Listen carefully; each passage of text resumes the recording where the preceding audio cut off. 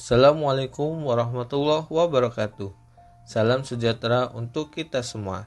Salam Om Swastiastu, Namo Buddhaya, salam kebajikan. Apa kabar semuanya Sobat ASN? Semoga sehat semua ya. Izin memperkenalkan diri, nama saya Mansurdin, penempatan UPBU Wayan Tanah, Larantuka, Nusa Tenggara Timur. Di sini saya ditemani dengan dua rekan saya, Mas Hoirul dan Mas Takwa. Silakan untuk Mas Hoirul dan Mas Takwa untuk memperkenalkan diri. Assalamualaikum warahmatullahi wabarakatuh. Perkenalkan, nama saya Khairul Huda, penempatan di UPBU kelas 3 Yuva Semaring, Longbawan, Kalimantan Utara. Perkenalkan, nama saya Muhammad Taqwa, penempatan UPBU kelas 3 Bade, Kabupaten Mapi, Papua. Terima kasih. Terima kasih Mas Hoirul dan Mas Takwa. Oh ya, di sini kami dari angkatan 54 kelompok 3 akan membahas tentang core value berakhlak yang bertema akuntabel, no korupsi. Kira-kira Sobat ASN tahu nggak sih apa itu akuntabilitas? Akuntabilitas adalah kewajiban pada setiap individu, kelompok, atau institusi untuk memenuhi tanggung jawab yang menjadi amanahnya. Kata akuntabilitas sering disamakan dengan responsibilitas atau tanggung jawab. Namun, pada dasarnya, kedua konsep tersebut memiliki arti yang berbeda. Responsibilitas adalah kewajiban untuk bertanggung jawab, sedangkan akuntabilitas adalah kewajiban pertanggungjawaban yang harus dicapai. Jika ditinjau dari pengertiannya, akuntabilitas merupakan kewajiban ASN untuk melaporkan apa yang telah dikerjakannya. Dengan kata lain, mempertanggungjawabkan apa yang telah dikerjakan.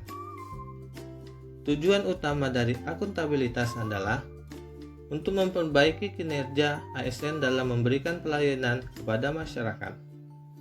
Akuntabilitas menjadi sangat penting karena merupakan salah satu dari 3 pilar good governance. Selain itu, akuntabilitas memiliki 3 fungsi utama, yaitu 1. Untuk menyediakan kontrol demokratis. 2. Mencegah korupsi dan penyalahgunaan kekuasaan. 3. Untuk meningkatkan efisiensi dan efektivitas. Akuntabilitas juga memiliki 5 tingkatan yang berbeda, yaitu akuntabilitas personal, akuntabilitas individu, akuntabilitas kelompok, akuntabilitas organisasi, dan akuntabilitas stakeholder. Menurut Mas Hoirul, korupsi itu apa sih? Korupsi adalah tindakan pejabat publik, baik politisi maupun pegawai negeri serta pihak lain yang terlibat dalam tindakan itu yang secara tidak wajar dan tidak legal menyalahgunakan kepercayaan publik dan masyarakat yang dikuasakan kepada mereka untuk mendapatkan keuntungan sepihak. Nah, kalau menurut Mas Hoirul lagi nih, bagaimana sih hubungan akuntabilitas dengan korupsi? Menurut saya, hubungan antara korupsi dengan akuntabilitas adalah apabila kita melakukan akuntabilitas dengan baik, kita tidak akan melakukan korupsi. Karena dengan kita melakukan akuntabilitas dengan baik, berarti kita bekerja dengan jujur, sesuai OSP, sesuai arahan dari atasan. Jadi kita bekerja sesuai wajarnya, kita bekerja, tidak melakukan korupsi, tidak menyelewengkan dana, tidak menyelewengkan jabatan kita, tidak melaksanakan atau tidak menyalahgunakan wewenangan kita. Nah, kalau menurut Mas Takwa, apa sih penyebab terjadinya korupsi itu, Mas?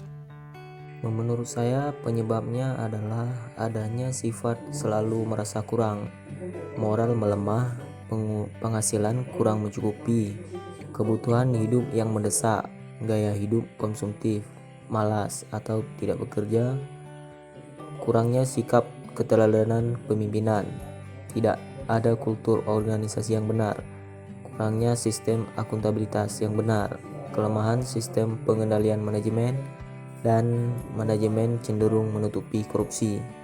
Seperti itu, Pak. Terus menurut Mas Takwa, apa sih akibat yang bisa ditimbulkan dari korupsi? Akibat dari korupsi itu adalah merugikan negara, seperti mengakibatkan melambatnya pertumbuhan ekonomi suatu negara, meningkatnya kemiskinan, menurunkan investasi, serta meningkatnya ketimpangan pendapatan. Nah, terus kalau menurut Mas Takwa lagi nih, kita ini kan sebagai ASN nih, bagaimana agar kita terhindar dari korupsi? Agar ASN terhindar dari korupsi itu ada 9 nilai anti korupsi yang dapat diterapkan dalam kehidupan sehari-hari, baik dalam kehidupan berkeluarga, bekerja, maupun bersosialisasi dalam bermasyarakat. Kesembilan nilai anti korupsi dibagi menjadi 3 bagian utama, yaitu inti atau jujur, disiplin, dan tanggung jawab, yang dapat menumbuhkan sikap atau adil, berani, dan peduli, sehingga mampu menciptakan etos kerja atau kerja keras, mandiri, sederhana. Adapun upaya untuk mencegah korupsi adalah yang pertama, strategi preventif. Upaya preventif adalah usaha pencegahan korupsi yang diarahkan untuk meminimalisasi penyebab dan peluang seseorang melakukan tindak korupsi. Yang kedua, strategi detektif. Upaya detektif adalah usaha yang diarahkan untuk mendeteksi terjadinya kasus-kasus korupsi yang dengan cepat, tepat, dan biaya murah, sehingga dapat segera ditindaklanjuti. Yang ketiga, strategi represif. Upaya represif adalah usaha yang diarahkan agar setiap perbuatan korupsi yang telah diidentifikasi dapat diproses dengan cepat, tepat, dan dengan biaya murah, sehingga para pelakunya dapat segera diberikan sanksi sesuai peraturan perundang-undangan yang berlaku. Terima kasih, Mas. Baiklah, terima kasih Mas Hoirul dan Mas Takwa atas diskusinya hari ini. Semoga bermanfaat dan kita bisa menjadi ASN yang berintegritas dan menerapkan nilai-nilai dalam kehidupan sehari-hari. Cukup sekian podcast hari ini. Sampai jumpa di lain waktu. Lebih dan kurangnya saya mohon maaf. Assalamualaikum warahmatullahi wabarakatuh.